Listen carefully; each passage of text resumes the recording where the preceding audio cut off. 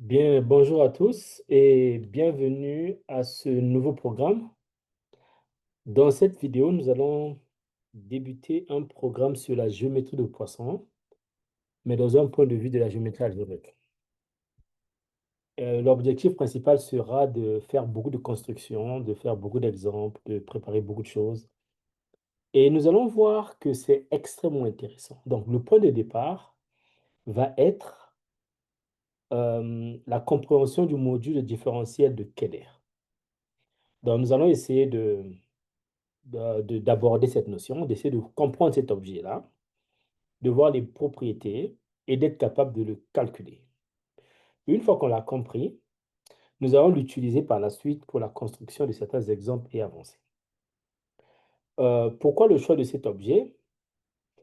Parce que, en fait, je vais essayer de faire une motivation. Je vais partager mon écran pour donner une certaine motivation à cela. Donc, aujourd'hui, nous allons parler du module de différentiel de Keller. Module de différentiel de Keller. Alors, notre point de départ va être, puisque l'objectif principal est d'étudier plutôt la géométrie de Poisson, nous allons d'abord voir ce que c'est qu'une algèbre de Poisson. Une algèbre de Poisson, c'est une algèbre d'abord. Et c'est quoi une algèbre? Donc, vous avez A ici. C'est une algèbre de Poisson si c'est d'abord une algèbre de Lie. Être une algèbre de Lie signifie que c'est antisymétrique. Enfin, le crochet est antisymétrique et vérifie l'identité de Jacobi. Ensuite, ça doit vérifier la règle de Leibniz. Et la règle de Leibniz dit quoi? En fait, nous allons prendre donc le crochet, nous allons le prendre de A, croix A, je vais prendre croix A, hein, juste croix A dans A, et je vais définir tel que pour tout AB que je prends ici, je vais donc avoir, si j'ai A ici, je prends BC ici, ça va me donner AB, C ici, plus AC, B ici, ça c'est quel que soit A, B, C que je prends dans A. Maintenant, nous allons fixer un point A. On fixe A et on note XA ici est égal à A, comme ceci. Donc lui, il devient un morphisme, une application linéaire qui va de A dans A, qui est tel que, pour tout B que je prends ici, XAB est égal à au crochet de AB. Alors ça, on l'appelle parfois le champ de vecteur hamiltonien.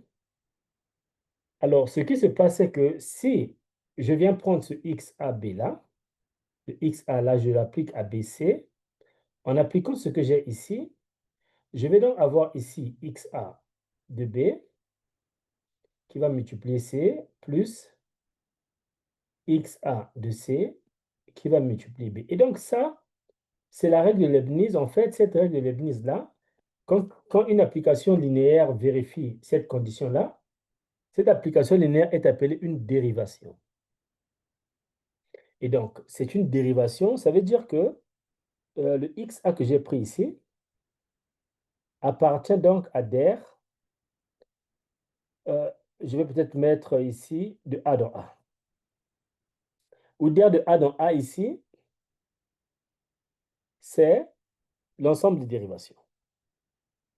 Alors, ceci est très important. Pourquoi c'est très important? Parce qu'en fait, on va regarder les dérivations de façon générale. De façon générale, je vais donc prendre ici A un anneau, B une A algèbre. Alors, c'est quoi une A algèbre? Ça dépend. Une algèbre, c'est un module qui est muni de la multiplication interne.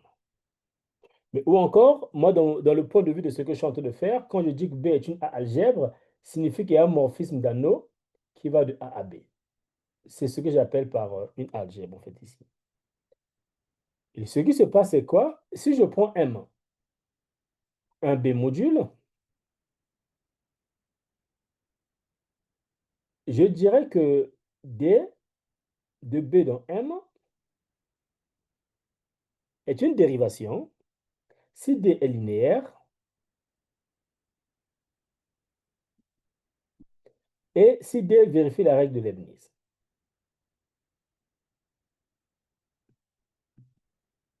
Pour dire que D2, un peu comme ce qu'on a vu, BC va être égal à D de B, C plus D de C, P.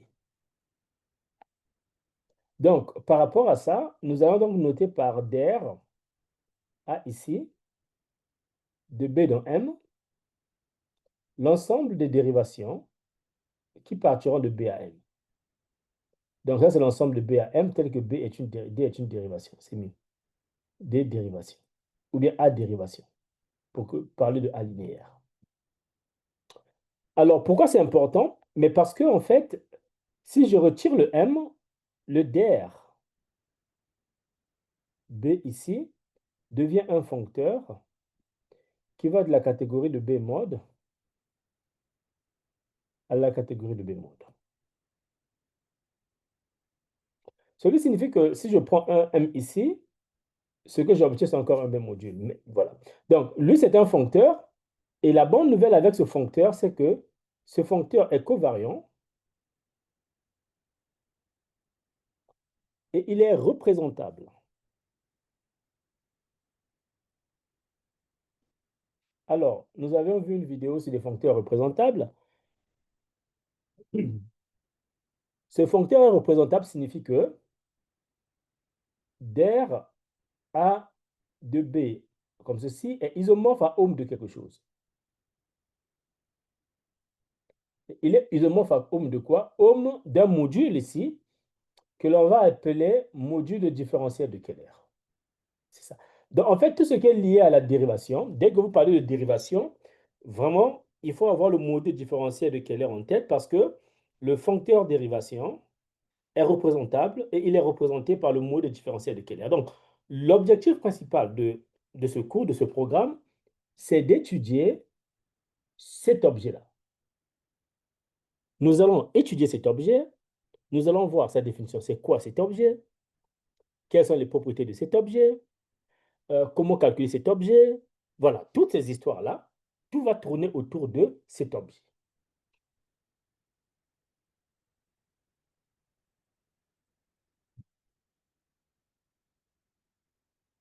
Alors, donc, nous allons définir cela par ce qu'on appelle par la propriété universelle.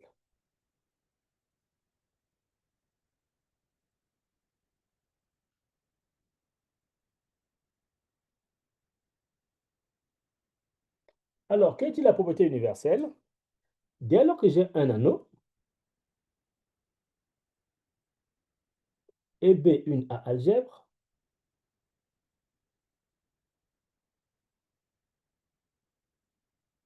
il existe une paire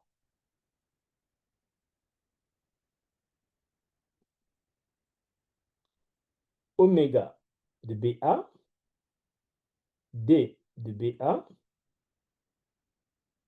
où oméga de BA est un B module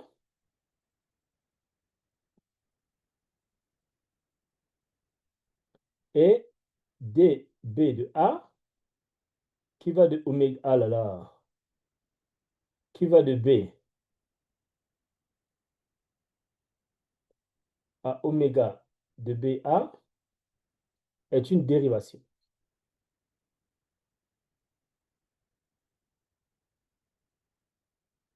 OK. Donc, c'est ça le modèle différentiel de Keller. C'est-à-dire que dès que j'ai un module, j'ai un anneau et une B algèbre, automatiquement, il y a un B module qui existe avec ce morphisme qu'on appelle une dérivation. Maintenant, pourquoi c'est universel? C'est universel parce que si M est un B module,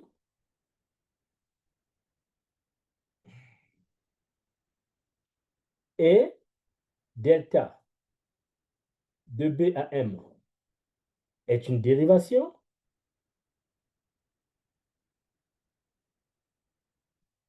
en fait, ce qu'on est en train de nous dire que le module différentiel est unique. C'est-à-dire que pour un B algèbre, il n'existe qu'un seul B module qui peut te permettre de définir une dérivation. Maintenant, si tu en trouves une autre, si tu en trouves un autre plutôt module, alors automatiquement, les deux vont être connectés par un unique morphisme. Donc ce n'est pas unique, hein, mais enfin, on va voir que voilà. Les deux vont être connectés par un unique homomorphisme. Donc, si delta est une dérivation, alors il existe un morphisme unique qui partira de oméga B de A à M et qui fait commuter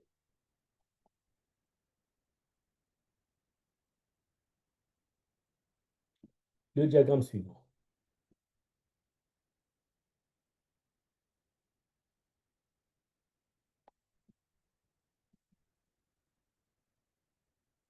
Donc, ce que je fais, j'ai ici B, j'ai ici oméga BA, j'ai ici ma dérivation, j'ai ici delta, et ce qu'on me dit, c'est que si delta là est une dérivation, alors il existe un morphisme unique qui fait ceci, et qui fait commuter ce diagramme, c'est-à-dire que ce chemin-là, venir comme ceci, c'est la même chose que venir là. Donc, ici, je vais mettre delta tilde comme ça, pour dire que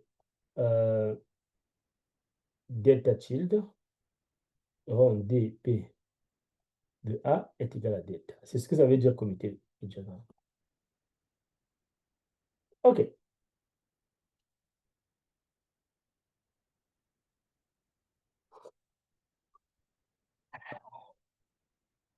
Bien. Alors, nous allons avancer.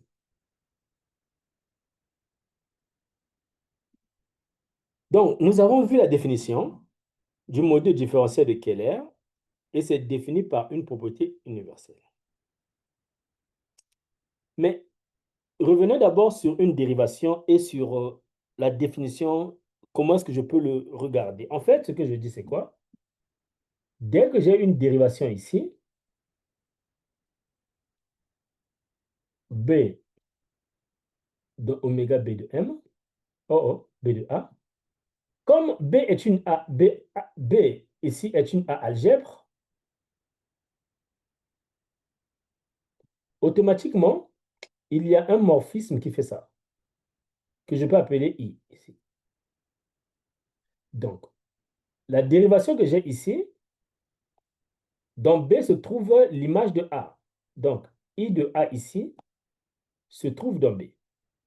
Et la règle pour une dérivation, c'est que la dérivation s'annule sur l'image de A. C'est-à-dire que D de I de A est toujours égal à 0.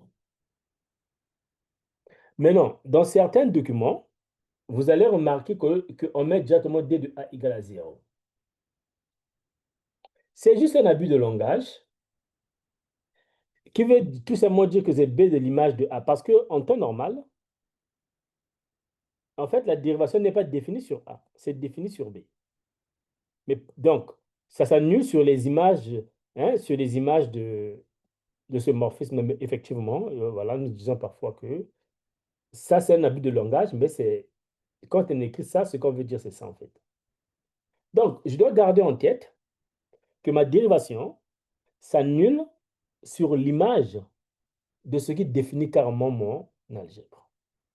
Ça, c'est le premier point. Le deuxième point, c'est que cet élément que vous voyez ici, oméga BA, est un B module qui est engendré par D de B.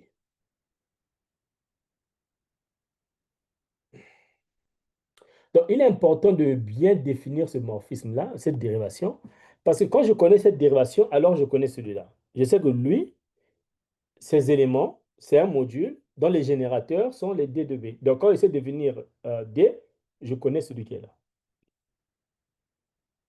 Nous allons faire un exemple. Exemple 1. Nous allons prendre A égale à K et B égale à l'anneau de polynôme à coefficient non quart.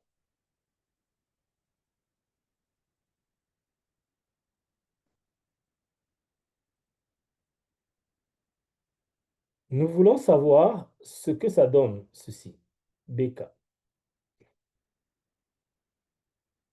Tout ce que je sais, c'est que j'ai envie de définir D de BK.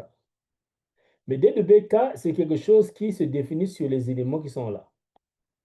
Et c'est quoi un élément d'ici? C'est un polynôme F. Et ce polynôme-là est de la forme AIX alpha, où le X alpha là, je le regarde comme étant X1 alpha 1, Xn alpha n.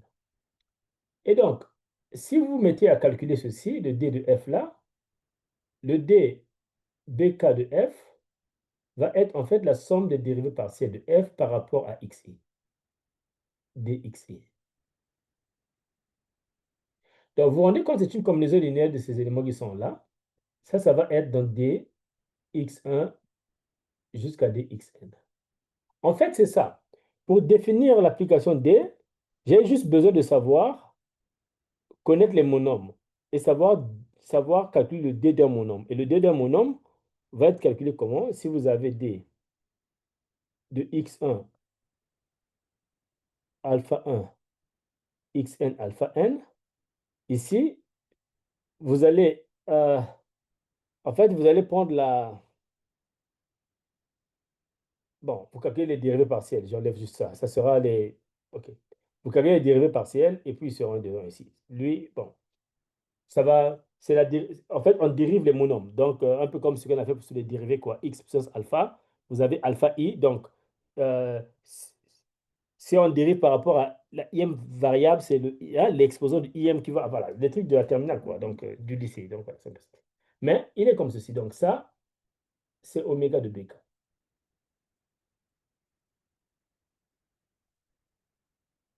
Maintenant, exercice 2. Nous allons voir un cas beaucoup plus intéressant.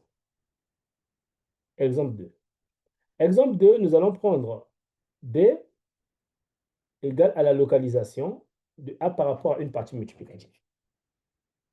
Alors, je rappelle que la localisation, c'est un processus qui permet de construire un anneau plus grand qui contient l'anneau de départ.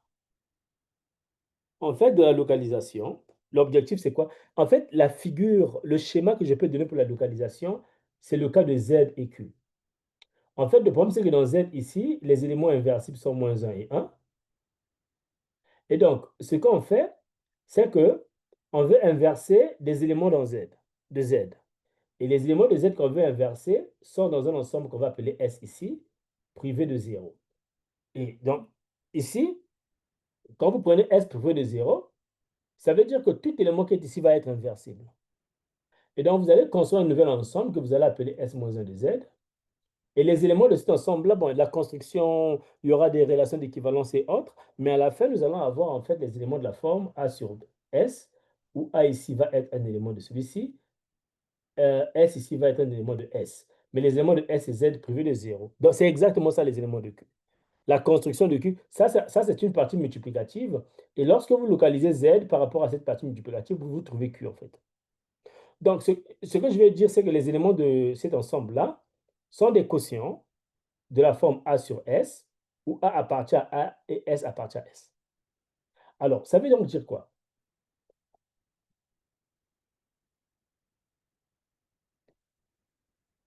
Ça veut donc dire que ici, nous voulons calculer oméga B de A, et nous savons qu'oméga B de A est engendré par les D de B avec B que l'on prend dans B. Donc, il faut que je prenne un B dans B ici pour chercher à comprendre c'est quoi l'image. Mais quand je prends B dans B, comme B c'est la localisation, ça veut donc dire qu'il existe un S dans S tel que S fois B soit un élément de A. Parce qu'il sera de cette façon. Donc, si B est égal à ceci, S fois B sera égal à A qui sera dans A. Et comme c'est un élément de A, ici, les éléments de A sont automatiquement dans hein, la localisation A est un. L'ensemble A est plongé dans la localisation. Donc, tout élément de A se trouve dans l'anneau de fraction là-bas. Et donc, ici, lui, il appartient à A automatiquement. D de ça va être égal à 0. On applique donc la règle de Leibniz. On aura S, D de BA de B, plus B, D de BA de S. Comme le S appartient à A, automatiquement, cette quantité-là est égale à 0. Il nous reste donc S fois D, B de A, B qui est égal à 0. Mais lui, il est inversible. Le S là est inversible dans B.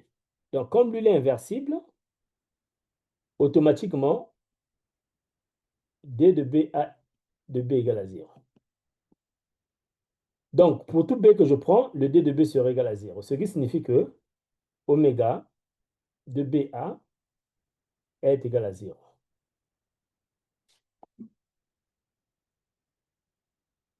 OK, alors, nous allons faire une autre construction. Quelle construction je peux prendre? J'ouvre en même temps mon PDF, comme ça, je vais vite. Ça, c'est bon, ça, c'est bon, ça, c'est bon, ça, c'est bon. OK, nous allons regarder un peu. Alors, ça va être un lemme que nous allons démontrer. Lemme. En fait, le lemme nous dit la chose suivante. Nous avons A un anneau. Et B et C des A modules. Oh non, des A algèbres, pardon.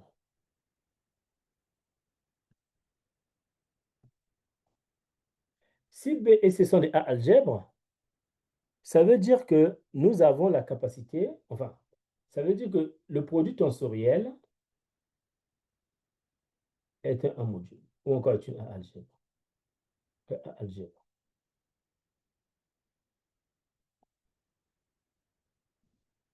Maintenant, comme c'est une A algèbre, déjà le fait que les deux là soient des A algèbres, je peux donc construire B de A, je peux construire oméga C de A, et le fait que lui là soit une B algèbre, je peux donc construire oméga produit tensoriel de A.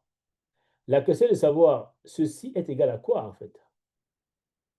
Connaissons lui et lui, c'est quoi celui qui est là en fait. Et le lemme nous dit la chose suivante. En fait, oméga B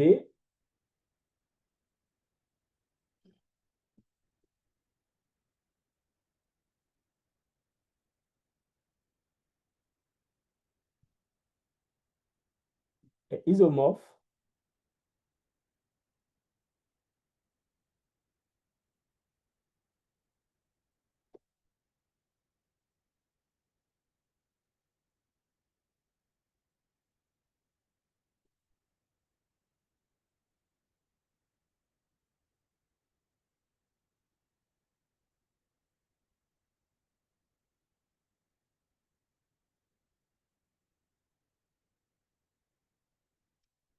je suis en train de regarder quelque chose ici. Le produit tensoriel là, c'est sur. Ça ne peut pas être sur B, sinon on aura l'identité de l'autre côté là. Ça doit être sur A.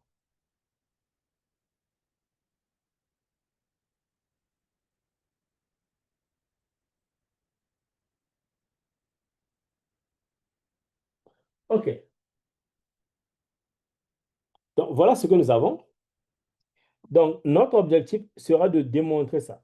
Et vous allez vous rendre compte que la démonstration est très intéressante parce que la démonstration se fait vraiment à base des éléments de la propriété universelle. Donc, nous allons beaucoup réviser cette histoire de propriété universelle en donnant la preuve de ceci. Preuve.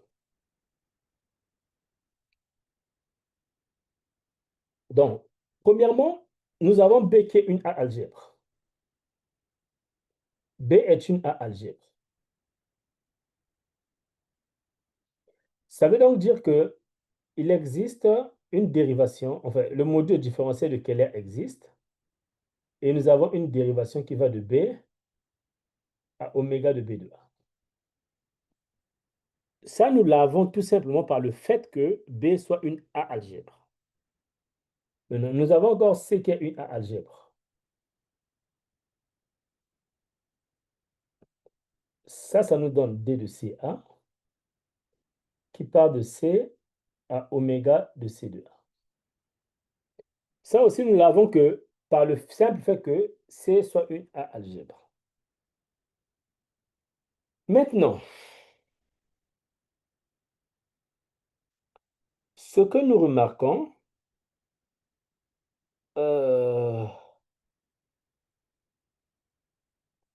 nous allons...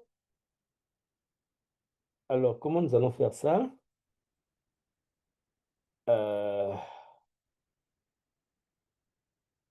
OK. Prenons le produit tensoriel. B, C, A, qui est aussi une A algèbre, nous donne D. Bon, lui, on va seulement écrire D, hein, parce que c'est trop...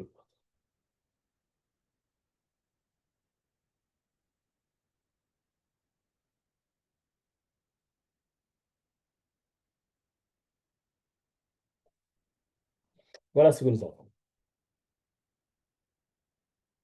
Maintenant, nous allons essayer de regarder, nous allons essayer de regarder autre chose pour essayer un peu de construire ce qui se trouve ici. Ce qui se passe, c'est que nous allons définir un morphisme D. Alors, on va l'appeler delta.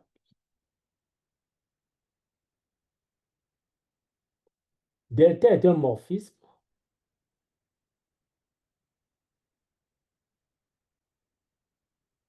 qui part de oméga BA tensoriel C plus B oméga C.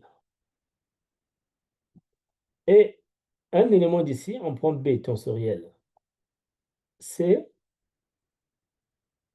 on va associer. Si B appartient à B, ici nous avons l'image. Donc nous avons D de B sur A de B, comme ça. Tensoriel C plus B tensoriel D C sur A de C sur A de C. Voilà. Et ici, l'idée est de montrer que delta est une dérivation.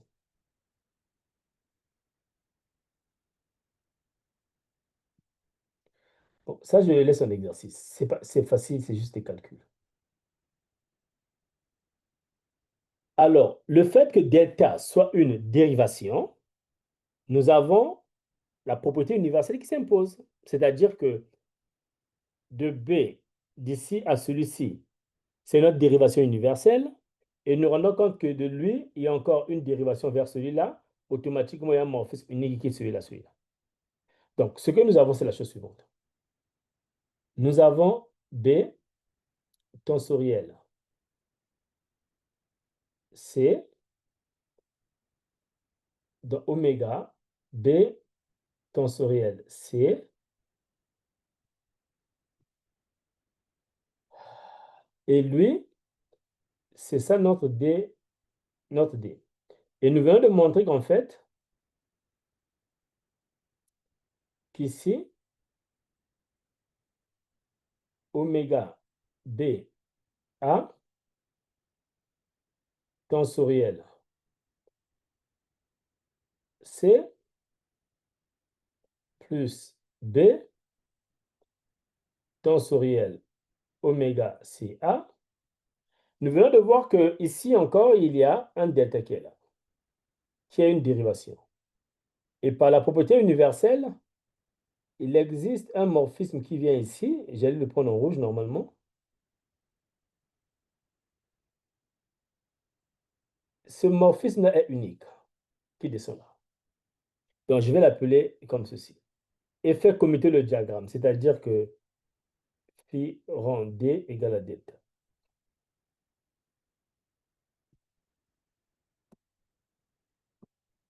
Ça, c'est bon.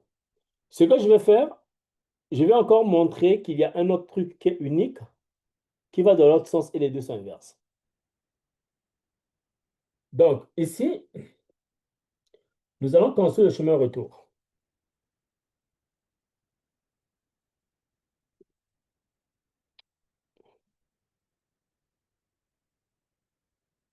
Très bien.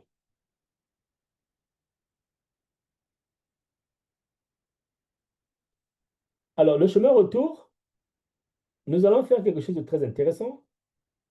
Ce que nous allons faire, nous allons considérer oméga B sur A croisé. Pourquoi croisé? Nous allons voir qu'il y a quelque chose de très intéressant qui se cache ici. Nous allons l'emmener dans oméga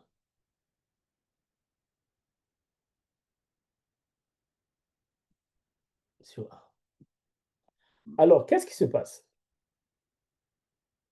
Ce qui se passe, c'est que lui, c'est un B module. Lui, c'est un B module. Mais lui, c'est un A module. C'est une A algèbre. Mais la bonne nouvelle est que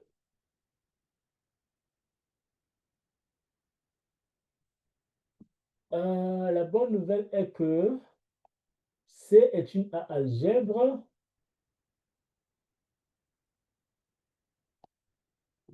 Euh,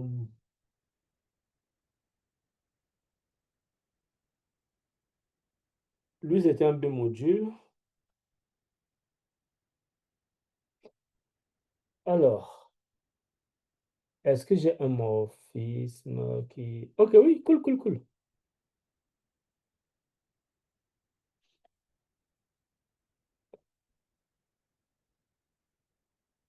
Ah, je vais juste vérifier. Oh non, mais j'ai pas... Non, non, c'est bon. J'ai même pas besoin que ce soit une B algèbre. C'est bon, je peux définir mon morphisme sans problème. Pas de problème.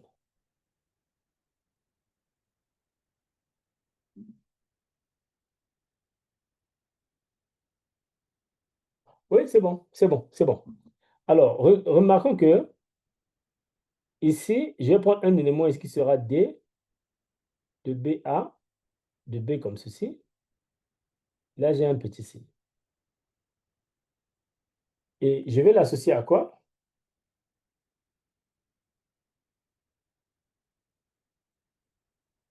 Je vais l'associer à quoi? Lui, le monsieur qui est ici, a une structure de B tensoriel C module. Mais avoir une structure de B tensoriel C module, lui là, c'est à la fois un B module et un C module.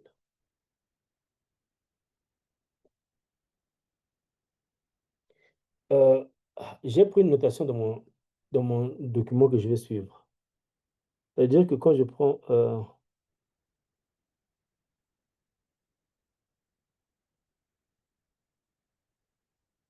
ok, good. En fait, ces maps-là se construisent. On va d'abord effacer ça pour essayer de bien construire ces maps-là.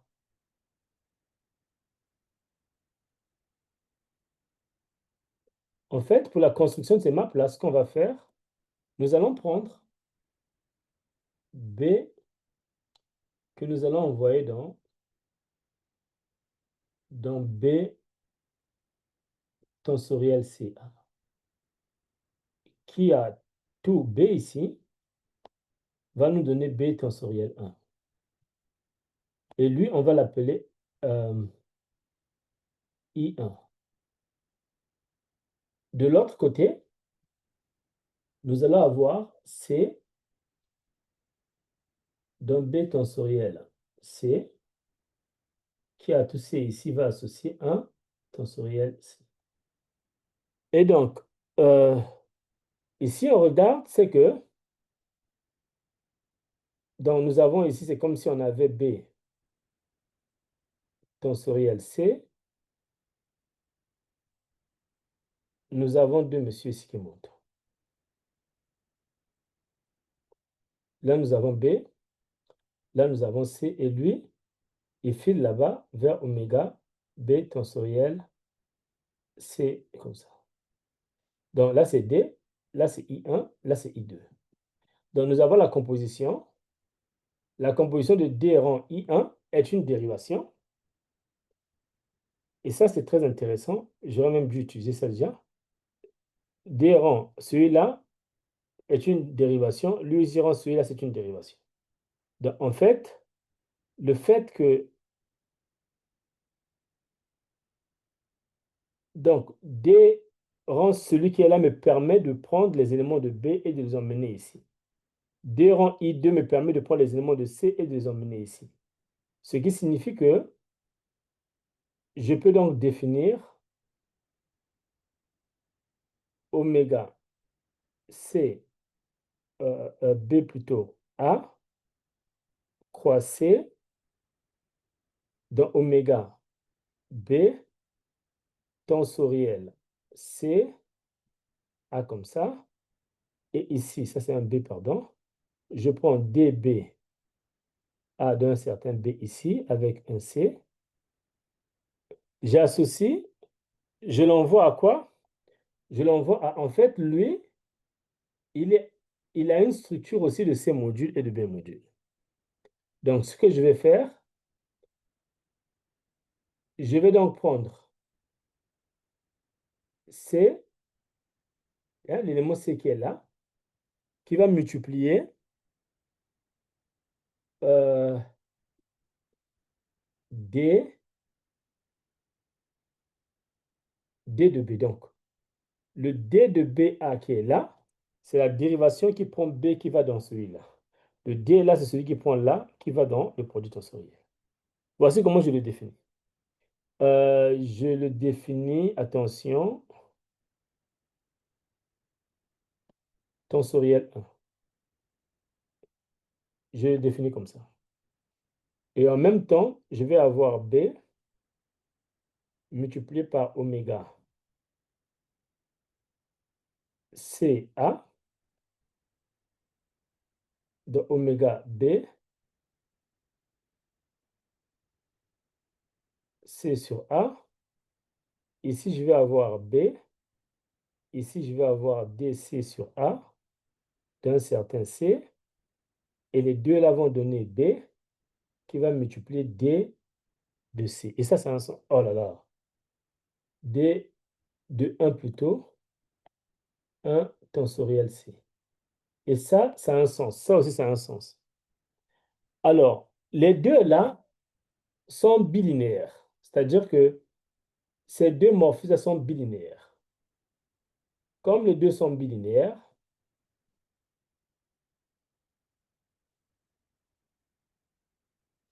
alors ce qu'on va faire, on va utiliser la propriété universelle du produit tensoriel. En fait, le produit tensoriel provient de la bilinéarité. C'est-à-dire que lorsque j'ai M croix N ici, automatiquement j'ai une application bilinéaire qui va de celui-ci dans ça. Maintenant, si je prends un autre T ici et que j'ai une autre application bilinéaire qui est ici, automatiquement j'ai une application linéaire qui quitte celui qui est là jusqu'ici et qui fera commuter le diagramme. C'est exactement la logique qu'on a ici. C'est-à-dire que la logique, c'est quoi? C'est qu'on a, euh,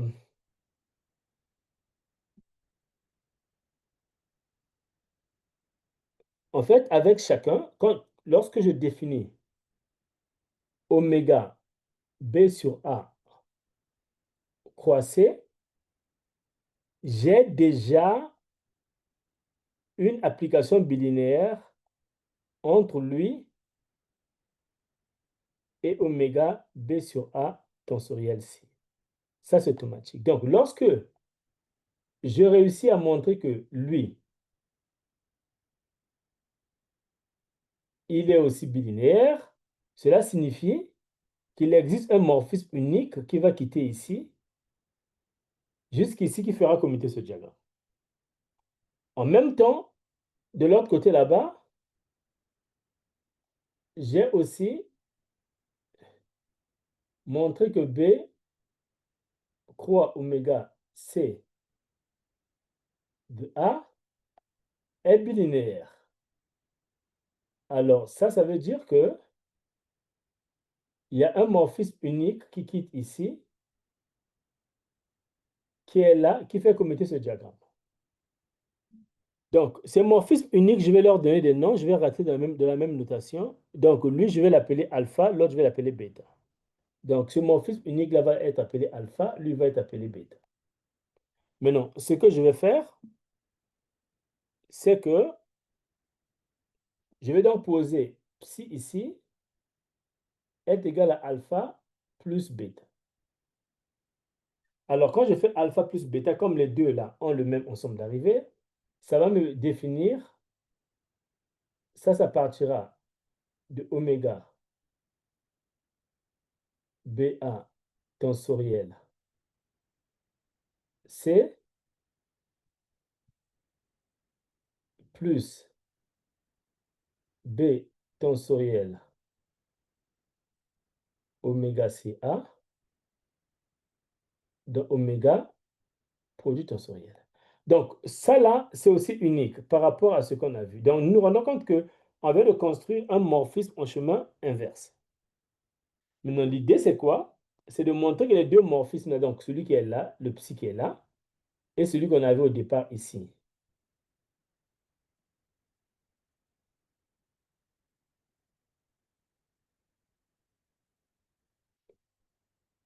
Et le phi qui est ici, on va montrer que les deux sont inverses. Donc, on va montrer que psi rang phi nous donnera l'identité et que lui aussi, il nous donnera l'identité. Et c'est ça qui fera que nous ayons un isomorphisme. Donc, tout ce que je dois garder en tête, c'est que lui, il est isomorphe à B.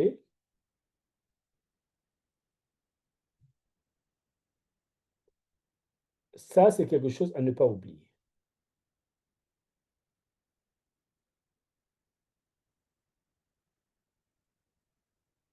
On garde ça. Très bien. Donc, on vient de voir quelques propriétés. Mais le plus intéressant dans ce cours, en fait, pour les calculs, il y a un théorème à la fin qui sera utile, qu'on va utiliser dans les calculs. Mais ici, ce qui nous intéresse, c'est la construction de deux suites exactes. Donc, nous allons commencer par la première suite exacte. Il y a deux suites exactes extrêmement importantes ici.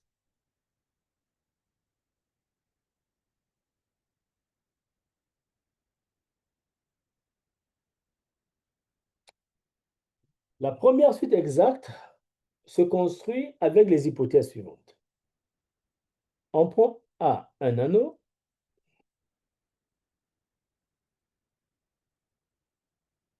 On prend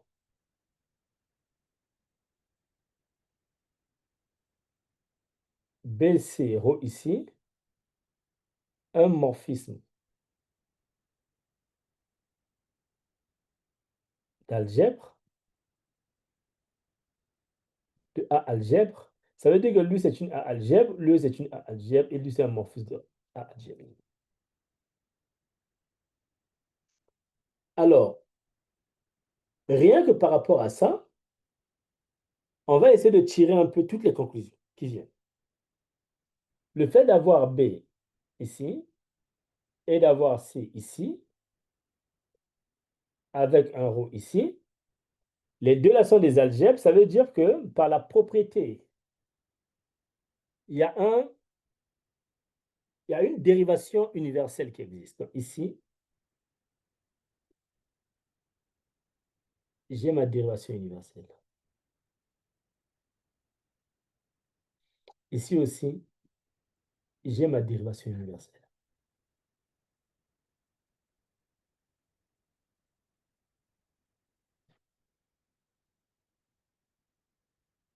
Alors, on va faire ceci. Je vais revenir sur lui plus tard. On va mettre oméga CA ici. Alors, pourquoi j'ai hésité ici? Ici, là, c'est D de CA. Pourquoi j'ai hésité ici? Mais c'est parce qu'en fait, le fait de dire qu'on a une A algèbre, ça veut dire qu'on a un morphisme ici. Mais le morphisme qui est là fait de C aussi une B algèbre. Donc C a deux structures. Première structure, c'est une A algèbre, mais par rapport à ce morphisme-là, c'est une B algèbre aussi. Ça veut donc dire que ici, là, je mets B, et là, c'est D de C à B. Maintenant, ce que je vais remarquer, c'est quoi? Lui qui est là, c'est une B algèbre, et que j'ai la composition ici qui est encore une dérivation.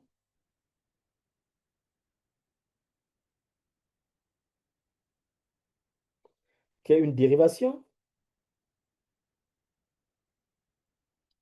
Alors, lui, c'est une B algèbre. Enfin, c'est un B module, pardon. Lui, c'est un B module. Nous avons un B module avec une dérivation. Par la propriété universelle du module différentiel, il y a un morphisme unique qui est ici. Unique.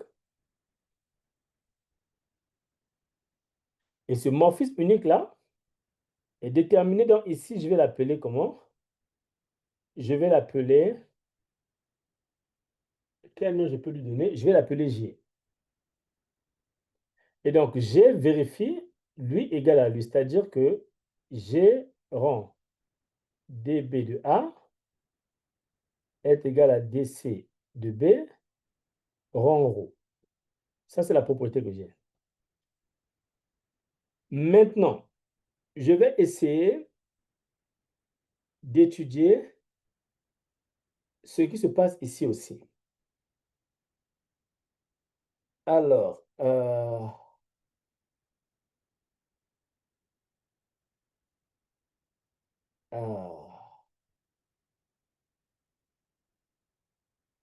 donc, ici aussi, on a la même chose. Lui, on l'a regardé ici comme étant un B module. Ici, c'est un B module. Mais c'est aussi un C module parce que par rapport à ça, c'est un C module. Donc ici, aussi, j'ai ça. La propriété universelle me conduit à avoir un morphisme ici. Et ce morphisme-là, je vais l'appeler H. Et H rend dC de A me donne dC de B. Moi, H m'intéresse. Je vais regarder un peu le cas de H de près.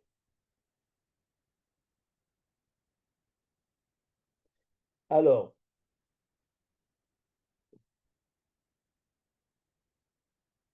H qui va de oméga CA à oméga CB est définie comment? Est définie en prenant un élément ici. Lui, je le prends comme étant un C. Cet élément-là est envoyé à qui? Il est envoyé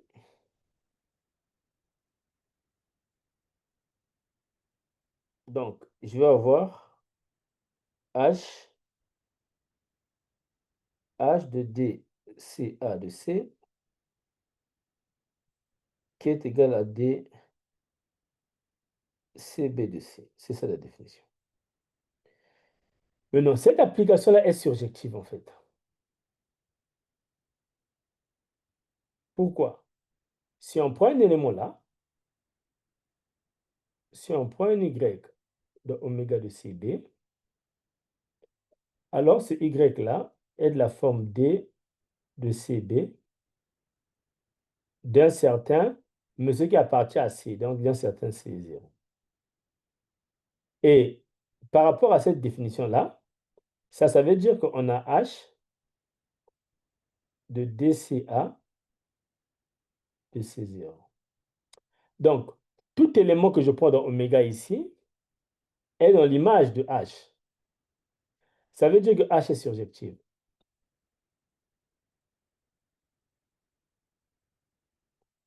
Bon, dire que H est surjective nous donne une information importante. Cela signifie que oméga de C de H à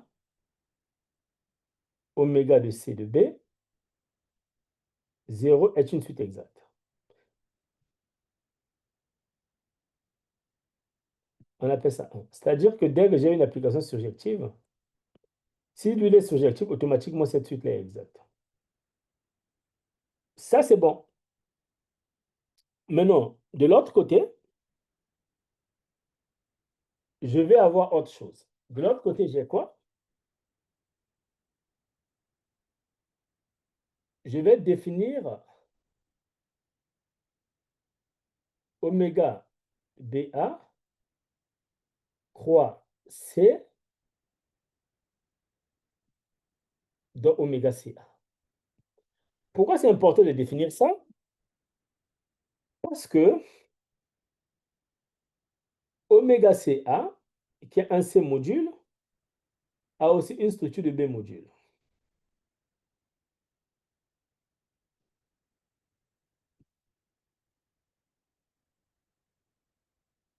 Et que l'application que je vais définir ici partira de DBA à B, un C ici.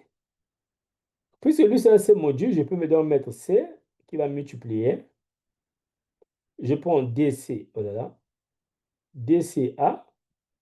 Mais le DCA amène un problème parce que le DCA ne prend que les éléments de C. Or, le B là est dans B. Pour qu'il soit dans C, je prends ρ de B. Et ça, c'est une application qui est bien définie et qui est bilinéaire. B bilinéaire. Et comme c'est B bilinéaire, par la propriété universelle du produit tensoriel, ici nous avons oméga BA tensoriel C. Ici, il va exister une application unique qui fera commiter ce diagramme. Donc, en fait, ici, j'ai une application unique que je vais appeler ρ type, ici comme le push forward. Et comment je le définis? Donc, ici, j'ai le monsieur qui est là, oméga BA, tensoriel C,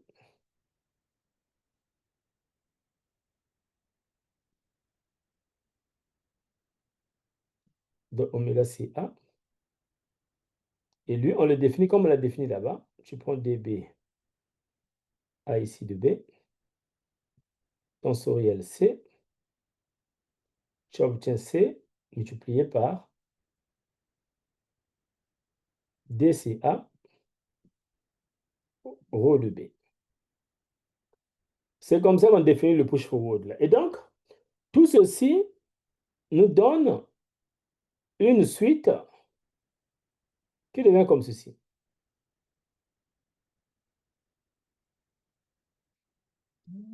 Tout ceci donne naissance à une suite qui est oméga.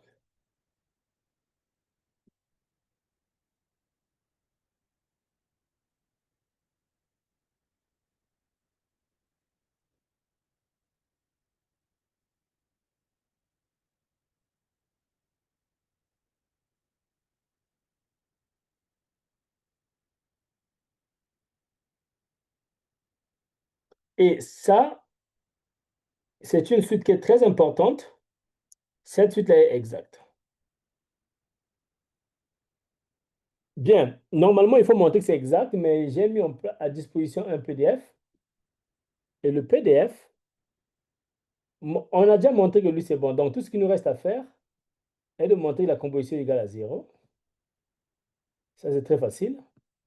Et aussi de montrer que euh, le noyau de ça est contenu dans l'image de rho étoile. Ce sont les deux là à montrer. C'est montré dans le PDF. Donc, ça, c'est la première suite exacte qui est extrêmement importante à ne pas oublier. Nous allons nous parler de la deuxième suite exacte.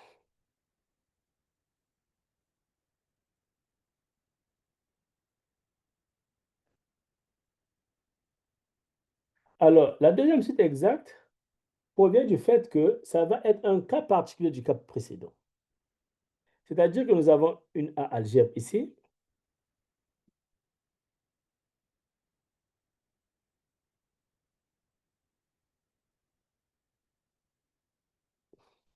Et nous prenons I, un idéal de B. Et nous allons avoir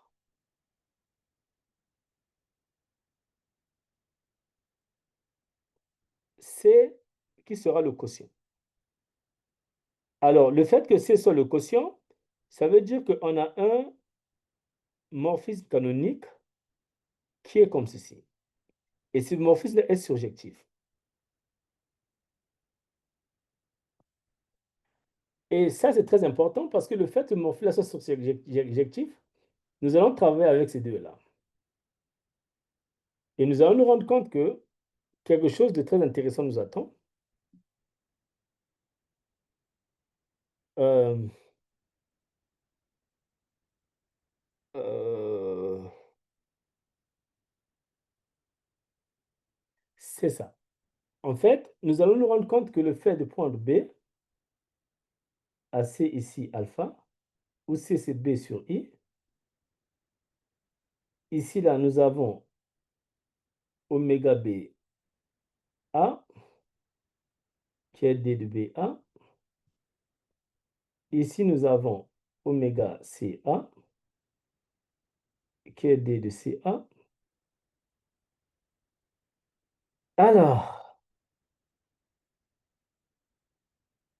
Alors, nous avons ici la composition,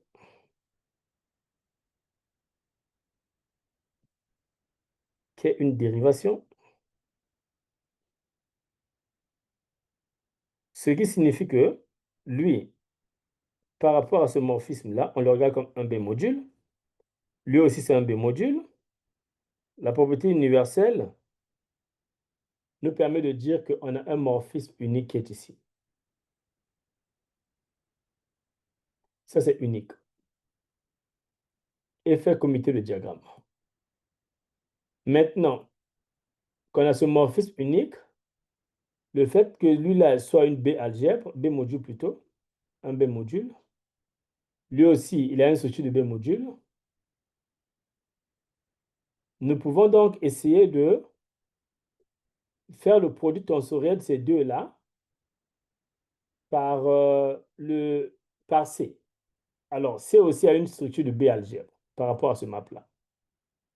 Donc, je vais avoir oméga BA tensoriel C Je vais mettre A ici.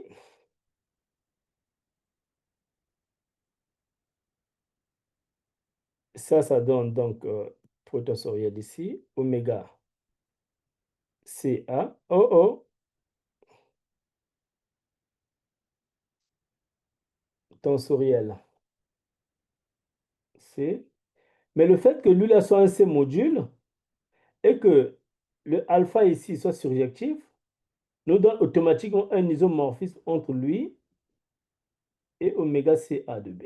CA comme ça. Ça veut dire que le morphisme qui est là devient un morphisme qui sera comme ceci, qui partira de BA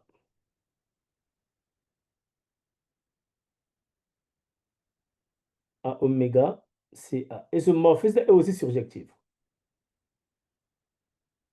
Donc ici, on a 0.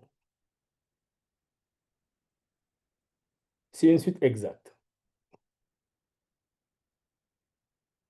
Et comme c'est exact, nous allons maintenant définir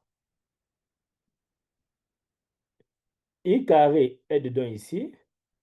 Nous allons définir ce morphisme-là.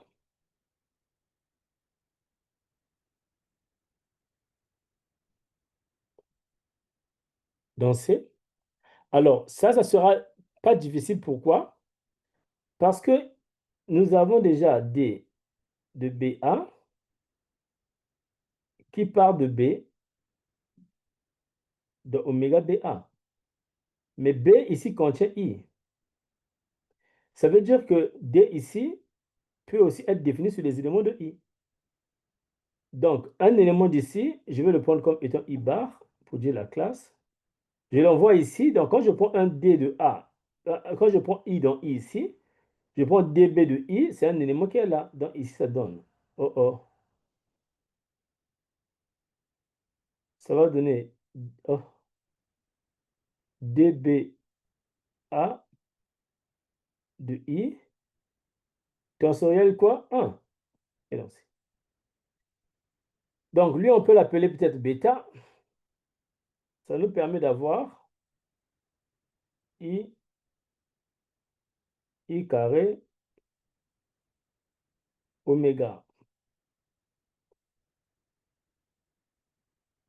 BA tensoriel C